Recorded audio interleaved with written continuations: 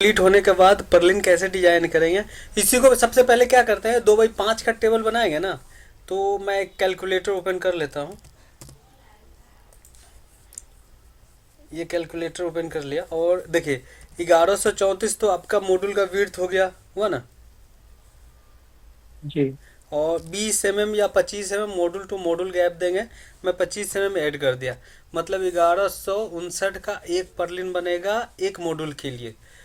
अब मल्टीप्लाई कर देंगे 5 मॉड्यूल, तो 5995 mm का 5 मॉड्यूल के लिए एक कंप्लीट पर्लिन बनेगा। ठीक है। अब यहाँ पे क्या जी। करेंगे कि यहाँ पे 3 कॉलम लगेगा।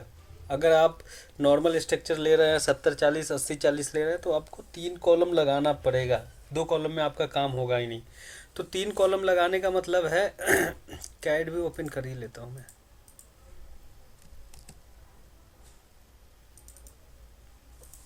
तीन पर्लिन यूज करेंगे। तो क्या करेंगे यहाँ पे 3 पर्लिन मतलब माइनस 2500 mm का गैप रखेंगे। 2500 mm का गैप कैसे रखेंगे वो बता देता हूँ। इसमें से 5000 माइनस कर देंगे, बचेगा 795। मतलब 795 में 2 से डिवाइड करेंगे, जो लेफ्ट और राइट साइड में होगा। 2 से मतलब 397.5। इसको क्या करेंगे, सबसे पहले इसको पैटर्न लगा देते हैं, लीनियर पैटर्न। लीनियर पैटर्न लगा देंगे। इसका डायरेक्शन आप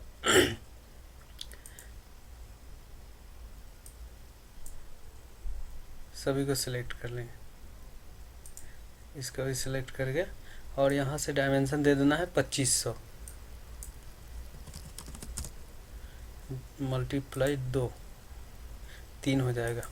ठीक है, ये आपका 3 हो गया। अब यहाँ पे क्या करना है, ऑटो कैड में आएंगे। ऑटो कैड ओपन हो रहा है। ऑटो कैड में आने के लिए क्या पहले इसको देख लेते हैं। 2500 ये हो गया, 2500 ये हो गया, 5 मीटर हो गया।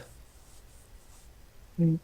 लेफ्ट साइड में जो मैंने डिवाइड किया था 795 बचा हुआ था, तो 397 पॉइंट लेफ्ट राइट साइड आ जाएगा और 397.5 लेफ्ट साइड आ जाएगा। तो उसके लिए क्या करेंगे, मॉड्यूल पर्लिन डिजाइन करेंगे। अगर मैं पर्लिन डिजाइन कर रखा हूँ तो उसी को उठा के लाते हैं। बैक कॉलम फॉर ब्रेसिंग, हाँ पर्लिन ये है। ठीक है, तो इसी में चलते हैं। इंसर्ट कंपोनेंट करेंगे। इंसर्ट कंपोनेंट करने के बाद आपको यहाँ से ऑल फाइल्स कर लेंगे, तो यहाँ पे आ जाएगा आपका ये राज दुलार का, ये आपका पर्लिन। ठीक है, इसको ओपन कर लें। इसको लाएंगे यहाँ पे। पहले यहाँ पे चेक कर लेते हैं कि मेरा पर्लिन का लेंथ कितना है। पर्लिन का लेंथ कितना है, इसको डबल क्लिक करेंगे और चेक करेंगे। डबल पर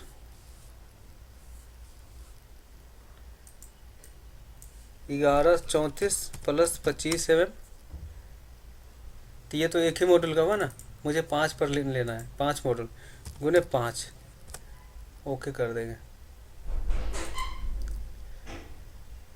ये आपका 5 मॉडल के लिए आ गया। अभी होल नहीं किया हूँ, होल करूँगा। कैसे होल करना है वो बता देता हूँ। पहले इसको असेंबल करेंगे।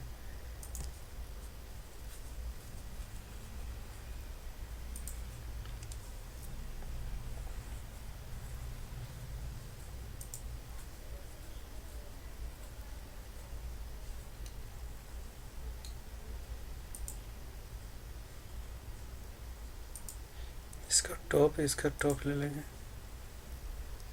ओके कर देंगे। अब सामने से देखेंगे तो मेरा सामने से ये आएगा, यही आएगा ना। उसके लिए हम्म। क्या करना है यहाँ पे, अब आपको होल देना है 2500 mm। तो ये आपका हो गया। 4 होल चाहिए ना मुझे, एक होल से दूसरे होल के बीच में चेक कर लेते हैं कितना है। 60 mm होगा, 50 mm होगा, या तो 50 या 60। तो यहाँ पे 50 mm होल टू होल है। हॉरिजॉन्टल, वर्टिकल देखते हैं।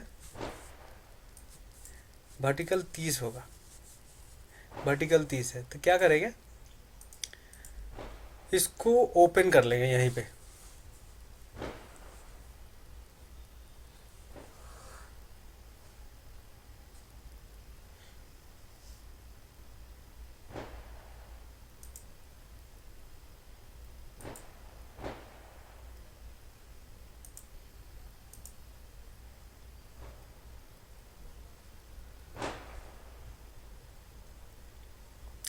ओपन करने के बाद आएंगे, इसका वेव सेलेक्ट करके एडिट कर लेंगे। अब यहाँ पे आपको एक सेंटर लाइन देना है,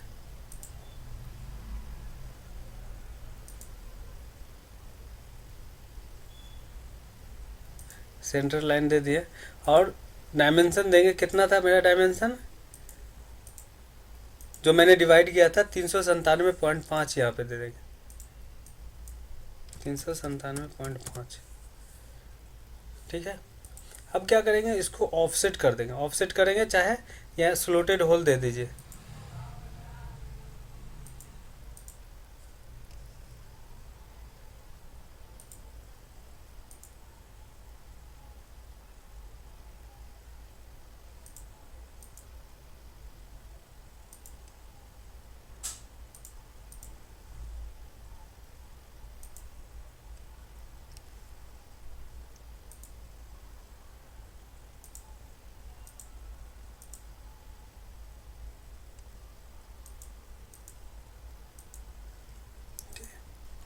इसको ये कर देता हूँ, हॉरिजॉन्टल कर देता हूँ, टेढ़ा था। अब सभी को सिलेक्ट कर लेते हैं,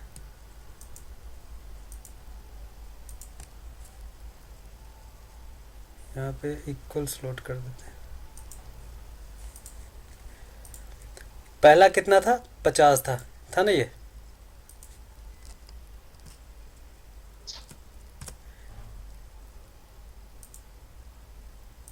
इसको भी 50 ले लेते हैं। ये 30 था,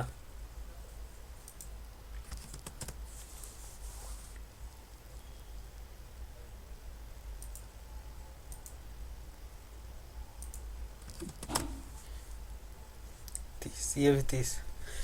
अब देखिए यहाँ पे आपको देखना पड़ेगा, आपको इसका जो मेरा वेव है 80 mm है, तो 80 mm है तो 80 में से 30 माइनस करेंगे तो 50 बचेगा, 30 बीच रहेगा ना, तो 50 बचेगा तो 2 डिवाइड करेंगे, इधर इक्वल रहेगा इधर इक्वल रहेगा, मतलब 25 आ जाएगा।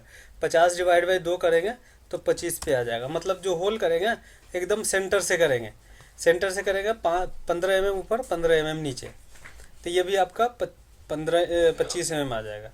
अब आते हैं ये सेंटर से इसके बीच का कितना डिस्टेंस होना चाहिए, 25 mm,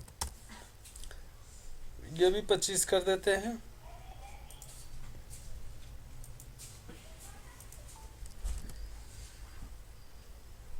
पच्चीस है। अब आते हैं यहाँ पे स्लोटेड होल का डायमेंशन नहीं, आपको ये ध्यान रखना पड़ेगा, मैंने शायद पहले भी बता रखा हूँ अभी भी बता रहा हूँ कि पर्लिन को असेंबल करने के लिए ना मिनिमम 10 mm का बोल्ट यूज किया जाता है। ठीक है, आप नोट कर सकते हैं, 10 mm का बोल्ट, सुन रहे हैं ना मेरी बात? जी सर। हाँ, 10 mm का बोल्ट आपको यूज करना है। अब 10 mm बोल्ट को यूज करने के लिए अपने को जो स्लोटेड होल चाहिए वो कम से कम 2 mm टोलरेंस के साथ चाहिए, प्लस जो जितने बोल्ट का साइज है उसमें 2 mm प्लस चाहिए टोलरेंस, तभी नट बोल्ट लगेगा, नहीं तो नहीं लगेगा। जैसे 10 mm का बोल्ट है, 10 mm का ही होल कर दिए तो बोल्ट कभी नहीं लगेगा थ्रेड की वजह से। तो 12 mm का आपको स्लोटेड होल होना चाहिए। रेडियस है यहाँ पे, रेडियस देना है 6 mm रेडियस हो जाएगा, मैंने डायमीटर दे दिया था, और ये हो जाएगा आपका 8 mm। मतलब ये जो आता है ना स्लोटेड 12/20 का आता है। अब डिपेंड करता है कि जो फैब्रिकेटर है वो 12/20 यूज करता है या 12/25, तो जनरली 12/20 ही यूज करता है सब। ठीक है, तो 12/20 यूज करके चलना है। अब आते हैं यहाँ पे पैटर्न लगा देंगे, पैटर्न लगाएंगे, सेलेक्ट कर लेंगे चारों,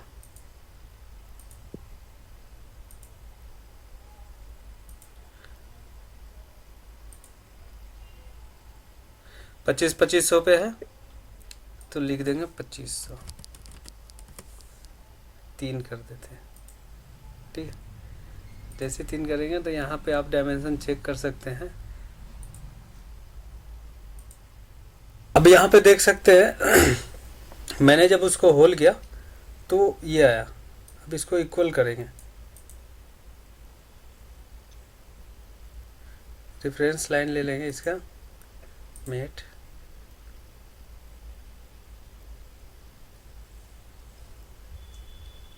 इसको भी मेट करना है,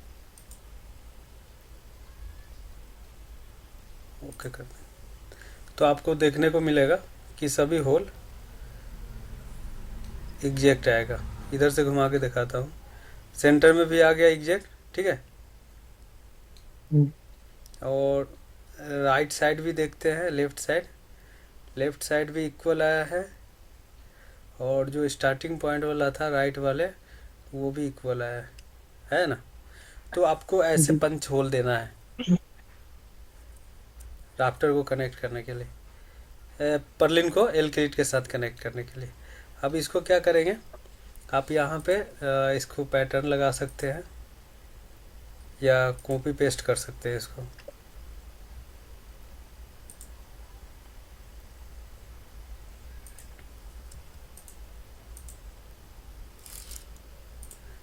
चाहे यहाँ पे क्यों करें, मैंने यहाँ पे शायद लगा रखा हूँ पैटर्न, नहीं एक ही पैटर्न लगा है। इस सब को मैंने मेट किया था। तो जाएंगे लीनियर पैटर्न में और इसको सेव कर लें, सेलेक्ट करके 14 से 2।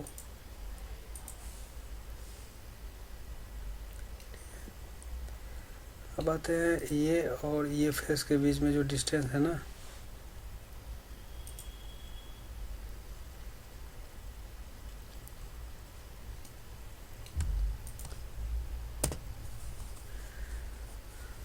तो 2303 है।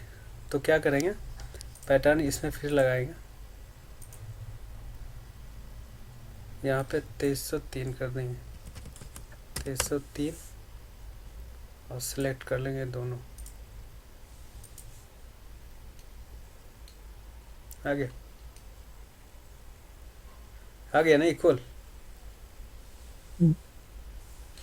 तो इसको ऐसे करेंगे, सेव कर देंगे।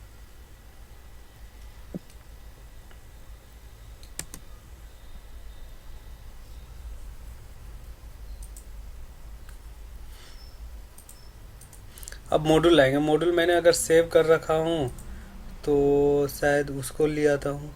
मॉड्यूल मैंने यहाँ बनाया नहीं हूँ, तो क्या करते हैं, मैं इनके यहाँ से मॉड्यूल को कॉपी कर लेता हूँ, चाहे यहीं से कॉपी कर लेते हैं। ठीक, इंसर्ट कंपोनेंट में जाएंगे और उठाते हैं मॉड्यूल को।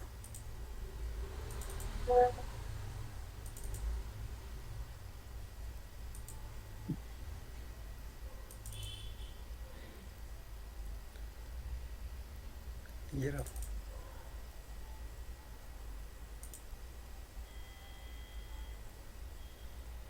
मैंने एक फाइल अटैच किया था इसमें, 1 मिनट।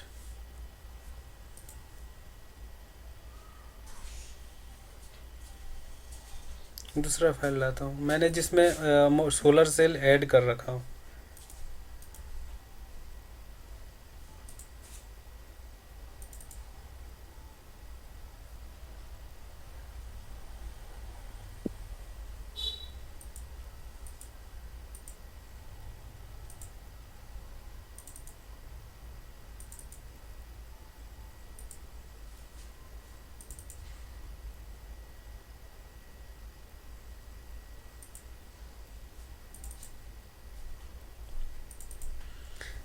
चलिए यहीं पे अटैच कर देंगे और क्या।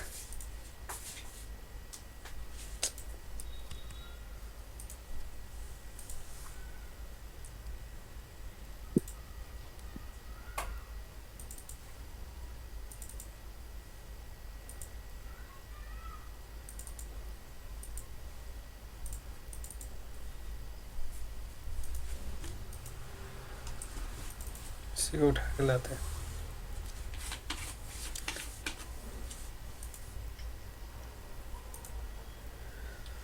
इसमें मैं सोच रहा हूँ मॉड्यूल को अटैच कर दूँ, पहले इसको असेंबल कर लेते हैं।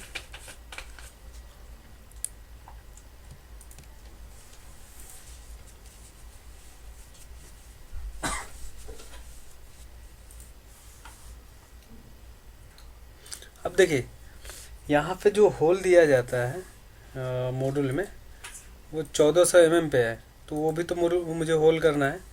तो इसको पहले ले जाते हैं फाइल को, मॉड्यूल को, और इसमें होल कर देते हैं एडिट करके। पहले इसका लेंथ भी देख लेते हैं, 2278 11 34 है, ठीक है। इसको क्या करेंगे, एडिट कर लेंगे। पहले एडिट करने के बाद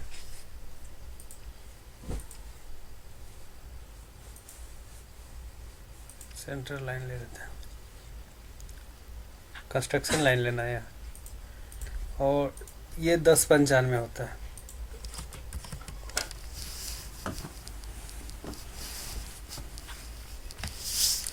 दस पंचानवे ये, और इसको ले लेते हैं 1400।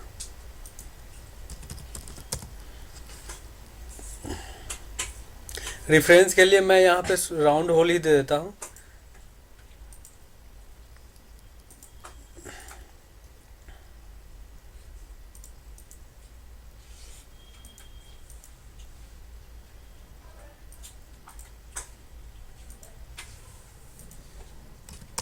पाँच है।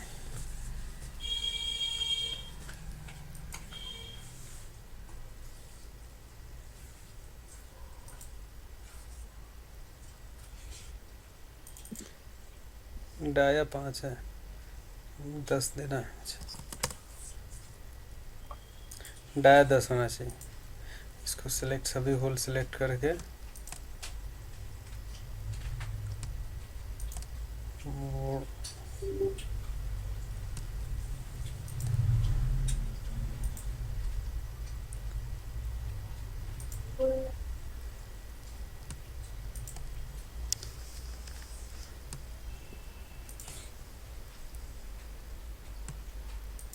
इक्वल कर लेंगे।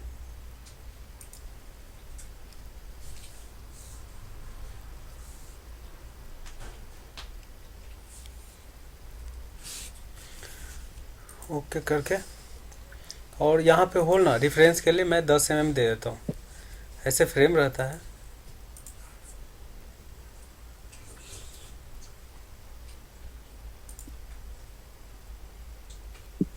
ठीक है, ताकि मेरा मॉड्यूल असेंबल हो जाए। इसको बाहर आते हैं,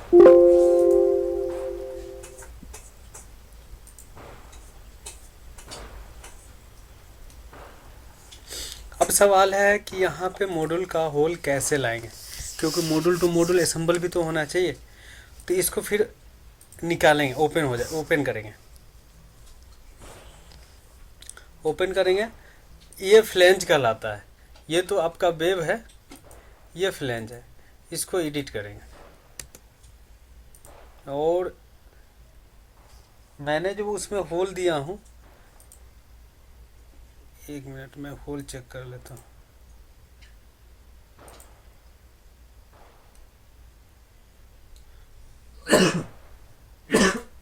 यहाँ से और यहाँ के बीच का जो है,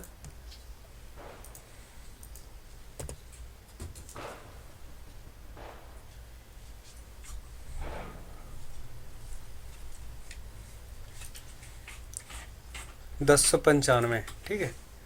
तो आएंगे इसमें, और इसको सिलेक्ट कर लेंगे एडिट करके। इस पे ध्यान देना है कि कैसे होल करना है। सॉलिड होल ले लेंगे,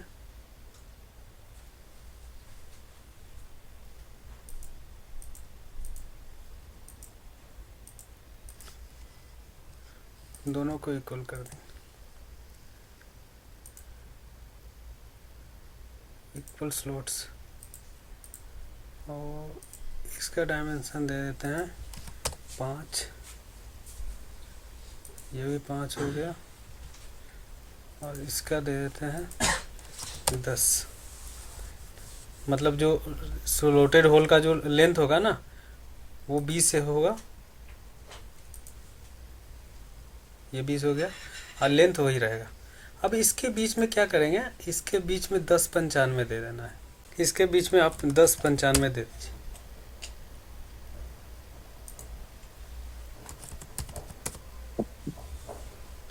ठीक है, ये तो एक मॉड्यूल के लिए हुआ। अगर मैं कैड में देखता हूँ, एक साइड व्यू डिजाइन करता हूँ मॉड्यूल का, फ्रंट से अगर देखते हैं तो 1134 और 35 mm विड्थ दे देते हैं, 1134 सी, 1095 डिवाइड बाई 2।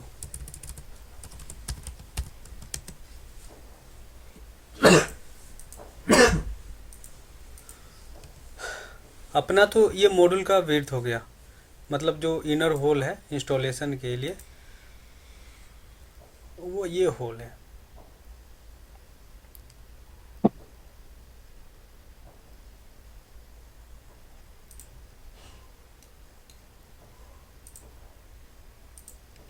अभी जो कैड में दिया हूँ मैंने यही दिया हूँ ना। जी सर। ठीक है, अब आपको ये ध्यान देना है कि मॉड्यूल टू मॉड्यूल गैप भी तो दे रहे हैं 25 mm, तो 25 mm गैप दे देंगे यहाँ पे।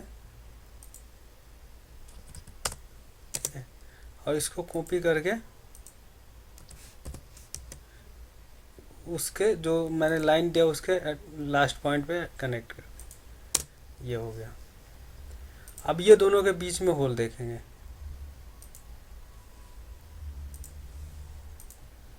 64 mm है। ठीक है, मतलब 64 mm के बाद जो तीसरा होल होगा वो, अगर 64 mm करते हैं तब क्या होगा कि मॉड्यूल टू मॉड्यूल गैप आपका 25 mm रहेगा।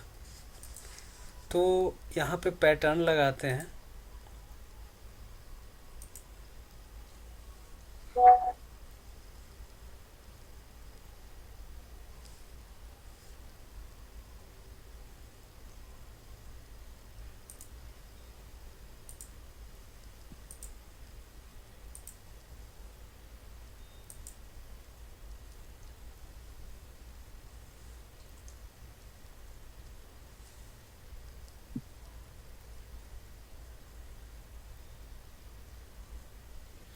और सिलेक्ट कर लेंगे स्लॉटेड होल।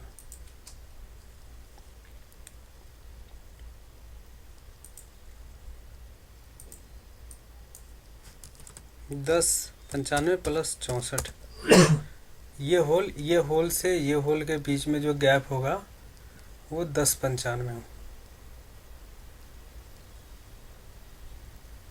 3 4 5, ठीक है, ये आ गया।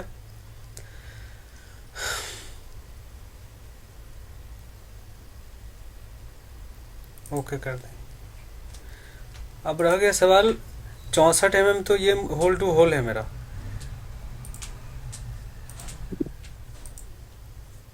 64 mm। तो 64 को डिवाइड करेंगे 2 से तो मेरा ये पॉइंट आ जाएगा।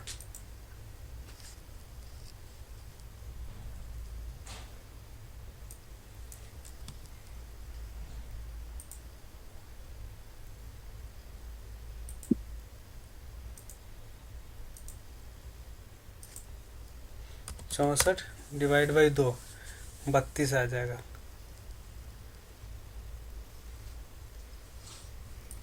ओके कर देंगे और यहाँ से कट कर देंगे।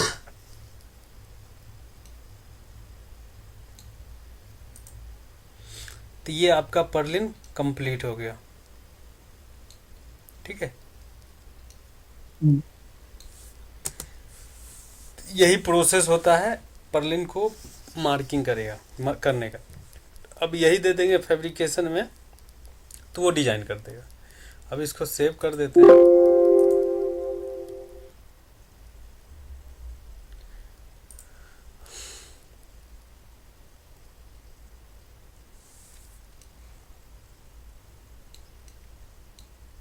सभी पर्लिन पे हो गया है। अब इसको अटैच असेंबल कर देंगे।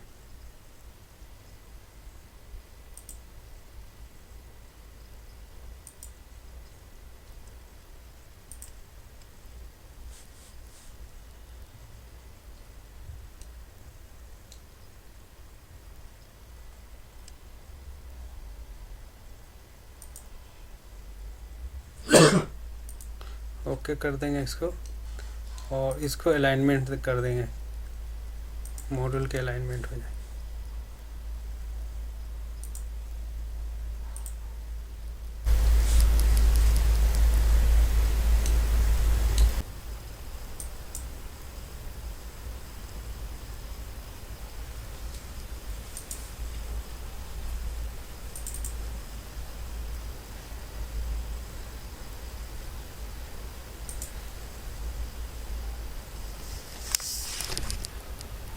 अभी जो मैं बताऊंगा मॉड्यूल को असेंबल करने का प्रोसेस बताऊंगा, ठीक है।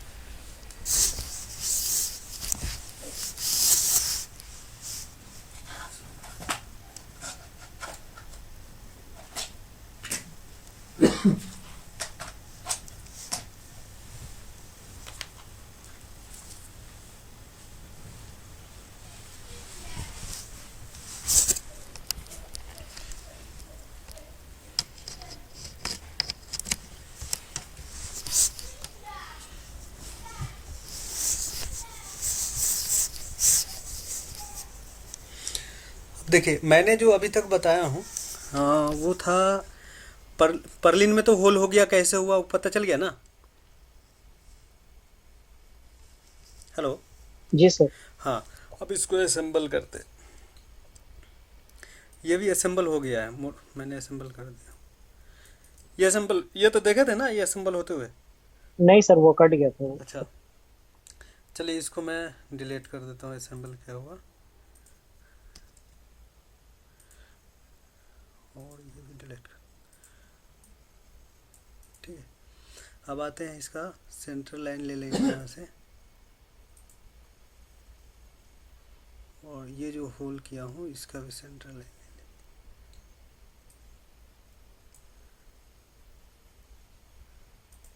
ये।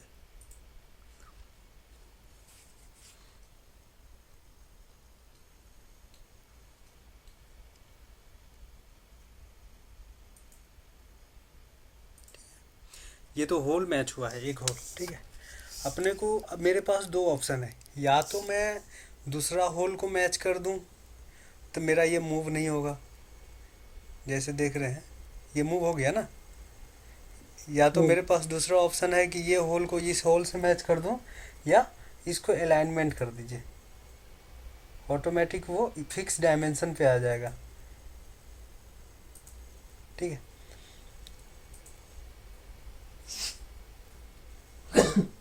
अब इसको रोटेट करके देखेंगे, आ गया, आ गया ना। जी सर।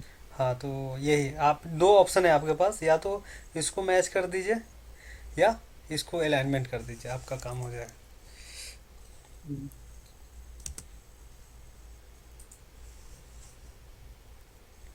अब इसमें पैटर्न लगा देंगे,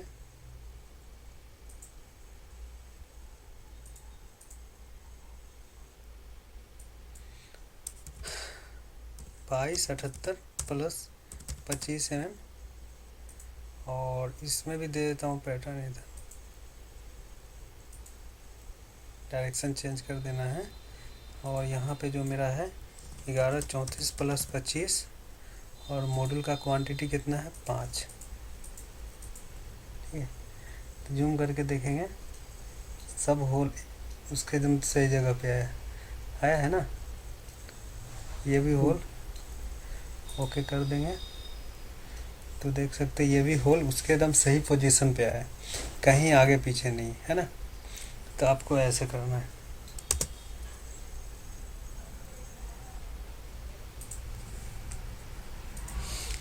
अब यहाँ पे एक चीज़ और मैं बताना चाह रहा था कि मुझे ये तो प्लेन केवल लग रहा है ना, मैं सोच रहा हूँ जी कि सर। थोड़ा सा मॉड्यूल शो हो जाए बढ़िया सा। तो इसको क्या करेंगे, हम बाहर जाएंगे लेकर, और कोई सा भी इमेज डाउनलोड करके रखेंगे सोलर से रिलेटेड, सोलर पैनल से रिलेटेड। मैंने यहाँ पे डाउनलोड करके रखे हुआ हूँ ये, ठीक है।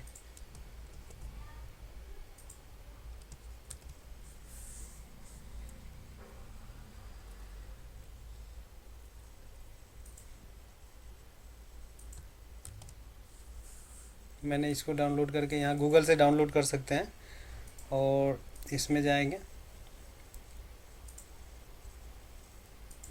ये मॉड्यूल का ये फेस सेलेक्ट कर लेना है और यहाँ पे एडिट अपीयरेंस पे जाएंगे।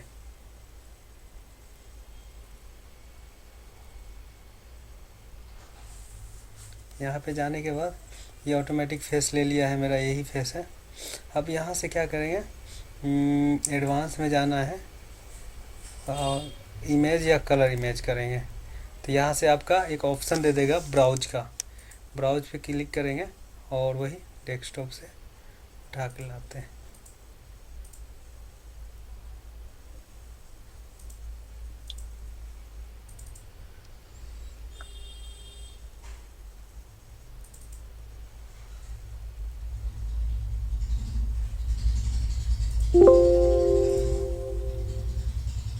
इसको सेव कर देंगे।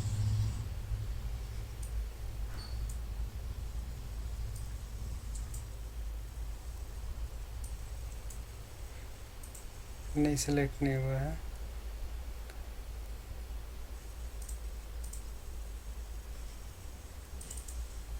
ठीक है, अब इसको मूव जूम करके एडजस्ट कर सकते हैं। ठीक है, ओके कर दें।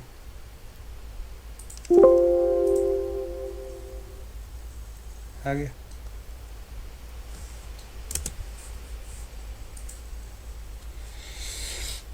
तो आपको ऐसे डिज़ाइन करना। अब आते हैं नेक्स्ट, इसी में मैं दिखा देता हूँ फाउंडेशन कैसे डिज़ाइन करेंगे। फाउंडेशन डिज़ाइन करने के लिए अगर मैं बना रखा हूँ इसमें, मैं चेक कर लेता हूँ एक बार।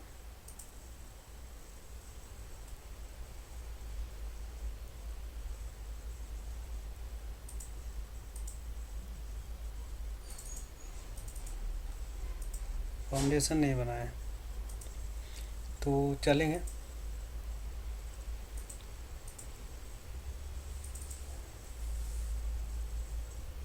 न्यू फाइल पे जाके एक फाउंडेशन बना लेते हैं।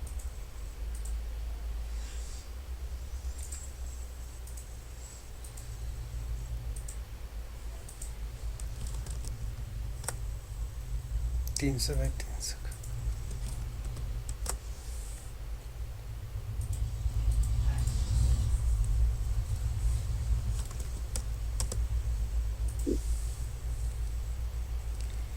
और यहाँ से आप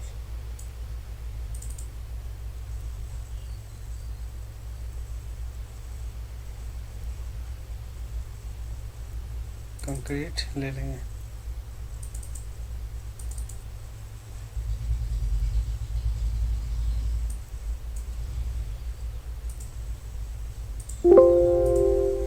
सेव कर देते हैं।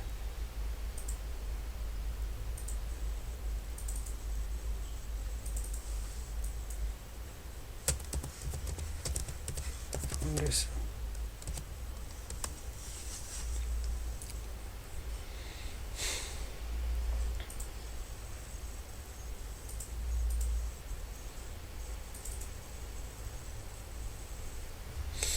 अब मैंने एक चीज़ बताया था आपको कैड में कि अगर एंकर फास्टनर यूज करते हैं तब तो मेरा ब्लॉक ऐसे आ जाएगा, मतलब इसके अंदर आ जाएगा।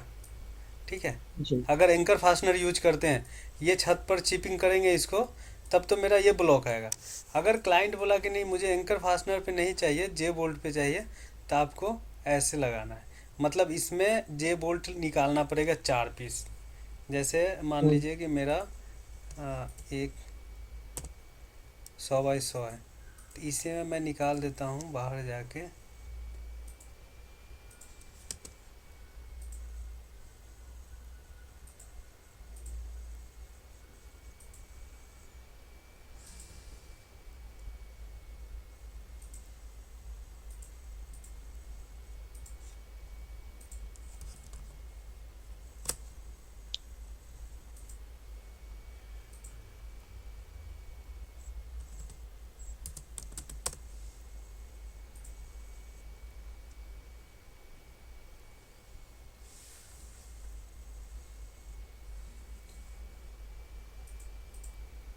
तो ब्लैक में शो ही नहीं हो रहा है, तो जाएंगे यहाँ, राइट क्लिक करेंगे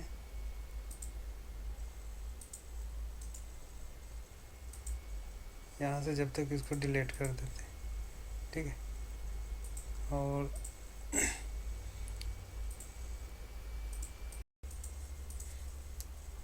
4 होल कर देंगे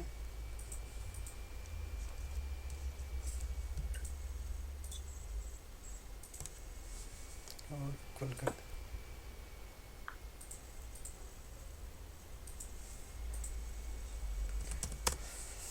12 mm का बोल्ट मैं रेफरेंस दे रहा हूँ। बोल्ट कैसे होगा वो तो जब कास्ट करेंगे तो पता चल जाएगा कि बोल्ट कैसा रहेगा। मैं केवल एक समझाने के लिए बता रहा हूँ कि मैंने जे बोल्ट कास्ट कर दिया, ठीक है। सिविल फाउंडेशन में इतना ही निकलता है, 100-150 mm का आसपास निकलता है, 100 mm। और इसको मैं क्या करूँगा, इसमें अटैच करूँगा।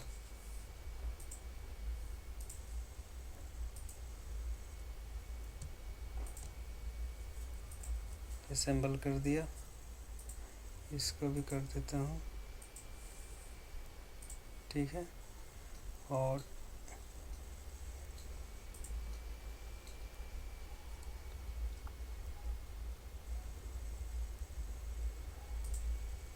इसको ये कर, तो ये मेरा स्ट्रक्चर जे बोल्ट पे लगा, ठीक है।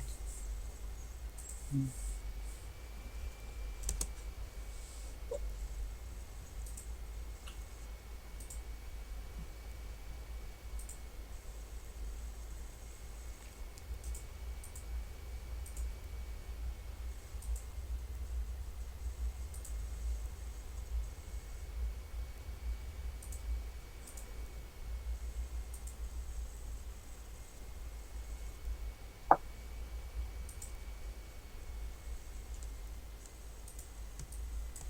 इसी को कॉपी कर लेते हैं।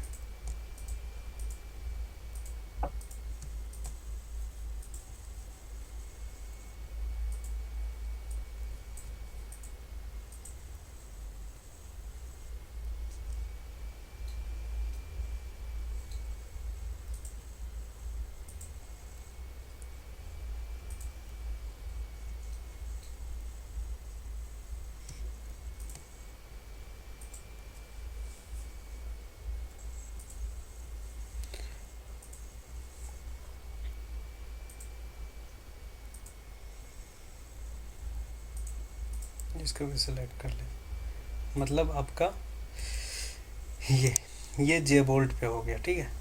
अगर यही कहता कि नहीं मुझे जे बोल्ट पे नहीं करना है, मुझे एंकर फास्टनर करना है, तो यही जो है आपका मान लीजिए कि ये मेरा छत हो गया और उसके ऊपर एंकर फास्टनर हुआ। एंकर फास्टनर होने के बाद ये अंदर पूरे ब्लॉक के अंदर चला जाएगा। तो बस इतना ही चेंज रहता है और कुछ नहीं। एक होता है डेड लोड पे, तो डेड लोड पे यही कहलाया, जे बोल्ट वाला ही डेड लोड कहलाया। लेकिन क्या होता है, दो डेड लोड में दो कंडीशन होता है। एक तो आप छत पे चिपिंग कर सकते हैं थोड़ा थोड़ा सा, और दूसरा डेड लोड होता है कि डायरेक्टली ब्लॉक बना के रखना पड़ता है, उसमें कोई सपोर्ट नहीं रहता है। लेकिन वो थोड़ा सा रिस्की होता है, ज़्यादा आंधी आया तो वो उखड़ के निकल जाता है वो। सबसे ज़्यादा अगर सेफ्टी देखा जाता है ना, जो छत पे क्या कहते हैं एंकर फास्टनर करके करते हैं वर्किंग, वो होता है सबसे मजबूत। जी। क्योंकि उसको दो सपोर्ट मिल जाता है ना, एक छत पे डायरेक्टली इसको पिन टाइप या रिंग टाइप एंकर फास्टनर से उसको ठोक देते हैं, वो हम्म, एक छत सपोर्ट कर लिया। दूसरा ऊपर से एक ब्लॉक बना के ओ, सपोर्ट कर दिए, तो दो सपोर्ट उसको मिल जाता है। तो आप इसको प्रैक्टिस कर लीजिए। कल मैं ग्राउंड माउंट पे बता दूंगा, ठीक है। कल ग्राउंड माउंट क्लियर ठीक। कर दूंगा, दो क्लियर हो जाने के बाद इसी को उसके क्या कहते हैं इसमें ड्राइंग में कन्वर्ट कर दूंगा। जी सर। ग्राउंड माउंट में देख सकते यही बताऊंगा आपको कि सेम स्ट्रक्चर, सेम कंपोनेंट रहेगा, सब कुछ सेम ही रहेगा। हम्म,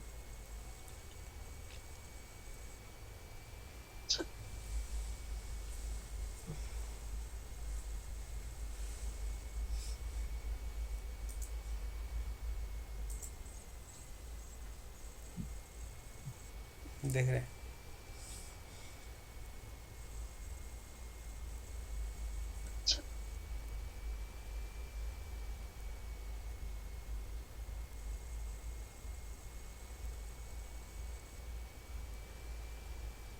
अभी जो लेटेस्ट मॉड्यूल चला है ना 545 वोट पिक, वो मॉड्यूल पे काम